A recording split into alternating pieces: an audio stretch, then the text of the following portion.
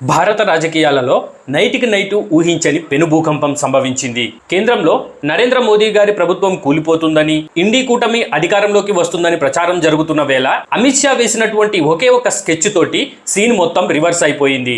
పశ్చిమ బెంగాల్ మాజీ ముఖ్యమంత్రి మమతా బెనర్జీ గారికి మైండ్ బ్లాక్ అయిపోయే విధంగా షాక్ ఇస్తూ ఏకంగా 20 మంది టీఎంసీ పార్టీకి సంబంధించినటువంటి ఎంపీలు రాత్రికి రాత్రే ఎన్డీఏ కూటమికి మద్దతిస్తున్నట్టు ప్రకటించారు. దీనితో నిన్నటి వరకు 293గా ఉన్నటువంటి ఎన్డీఏ కూటమి బలం ఒక్కసారిగా 313కి దూసుకెళ్లింది. అసలు ఢిల్లీలోని కేంద్ర మంత్రి ఇంట్లో ఏం జరిగింది? మమతా బెనర్జీ గారిని సొంత పార్టీ నేతలే ఎందుకు దెబ్బ కొట్టారు? ఈ వీడియోలో ఎక్కడా బయటికి రాని మైండ్ బ్లోయింగ్ ఇన్సైడ్ స్టోరీని మీకు చెప్పబోతున్నాను. దయచేసి స్కిప్ చేయకుండా ఈ వీడియోని పూర్తిగా చూడండి. కథ మామూలుగా లేదు ఫ్రెండ్స్. పశ్చిమ బెంగాల్ రాష్ట్రంలో తృణమూల్ కాంగ్రెస్ పార్టీకి 28 మంది ఎంపీలు ఉన్నారు. అందులో ఏకంగా 20 మంది ఎంపీలు సీనియర్ ఎంపీ అయినటువంటి కాకోలి ఘోష్ దస్తీదార్ నాయకత్వంలో ఒకటయ్యారు. వీరంతా సీక్రెట్ గా ఢిల్లీ చేరుకొని కేంద్ర మంత్రి భూపేంద్ర యాదవ్ నివాసంలో ఒక కీలక సమావేశం నిర్వహించారు. ఈ మీటింగ్ వెనుక పశ్చిమ Bengal BJP party planner Suvendu Adhikari గారు చక్రం తిప్పుతున్నట్టు ఇన్సైడ్ సమాచారం ఉంది. సమావేశం ముగిసిన వెంటనే ఈ 20 మంది తృణమూల్ కాంగ్రెస్ పార్టీ ఎంపీల సంతకాలతో కూడినటువంటి లేఖను నేరుగా లోక్సభ స్పీకర్ ఓం బిర్లా గారి చేతికి అందించారు. ఆ లేఖలో మేము ఇకపై మోదీ గారి నాయకత్వంలో ఎన్డీఏకి మద్దతిస్తున్నాము అని చెప్పేసి అందులో సారాంశంగా ఉంది.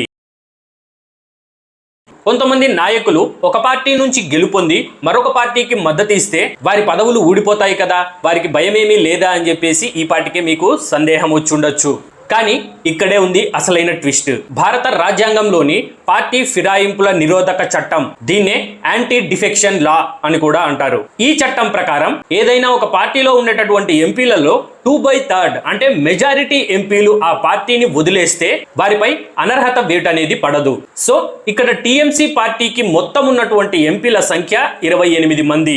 ఈ 28 మంది ఎంపీలలో 2/3 అంటే కేవలం 19 మందే. కానీ ఇక్కడ ఏకంగా 20 మంది ఎంపీలు తిరుగుబాటు చేశారు. అంటే రాజ్యాంగ పరంగా చట్టబద్ధంగా వీరి పదవులకు ఎలాంటి డోకా ఉండదు.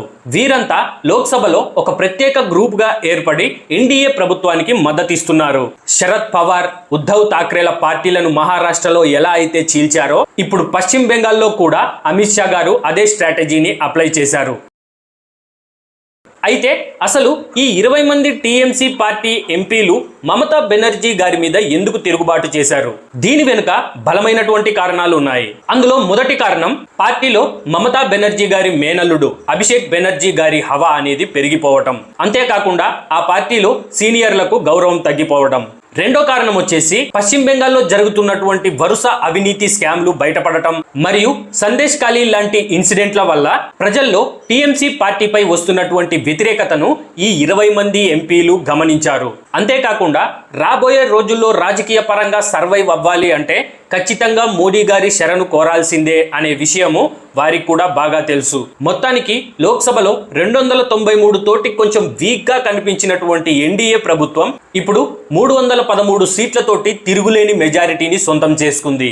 ఈ దెబ్బతో అటు రాహుల్ గాంధీ గారి నాయకత్వంలో ఉన్నటువంటి ఇండీ కూటమి ఆశలపై కూడా నీళ్లు చల్లినట్టయింది. అంతేకాకుండా ఈ మధ్య కాలంలోనే రాహుల్ గాంధీ గారు మోదీ ప్రభుత్వం కేవలం 1 సంవత్సరం మాత్రమే ఉంటుంది, ఈ 1 సంవత్సరంలో మోదీ ఖచ్చితంగా రాజీనామా చేస్తారు అని చెప్పేసి ఆయన ఈ మధ్య కాలంలోనే ఆసక్తికరమైనటువంటి వ్యాఖ్యలు చేయడం జరిగింది. ఆయన 3 రోజుల క్రిందట ఇలాంటి వ్యాఖ్యలు చేసిన తరుణంలో ఇప్పుడు టీఎంసీ పార్టీకి సంబంధించినటువంటి 20 మంది ఎంపీలు ఎన్డీఏ కూటమికి మద్దతుగా రావటం అనేది నిజంగా ఇది చాలా ఆసక్తికరమైనటువంటి పరిణామంగా చెప్పుకోవచ్చు. మరి అమిత్ షా గారు వేసినటువంటి ఈ మాస్టర్ ప్లాన్ పై మీ అభిప్రాయం ఏమిటి? మమతా బెనర్జీ గారు ఈ మాస్టర్ స్ట్రోక్ నుండి కోలుకోగలరా? మీ అభిప్రాయాన్ని కింద కామెంట్ సెక్షన్ లో కామెంట్ చేసి తెలపండి. ఈ ఇన్ఫర్మేషన్ అనేది మీకు నచ్చితే వెంటనే ఈ వీడియోకి ఒక లైక్ కొట్టి షేర్ చేయండి. అలాగే మన ఛానల్ని సబ్స్క్రైబ్ చేసుకోండి. మరో ఆసక్తికరమైనటువంటి విశ్లేషణ వీడియోతోటి మళ్ళీ కలుద్దాం.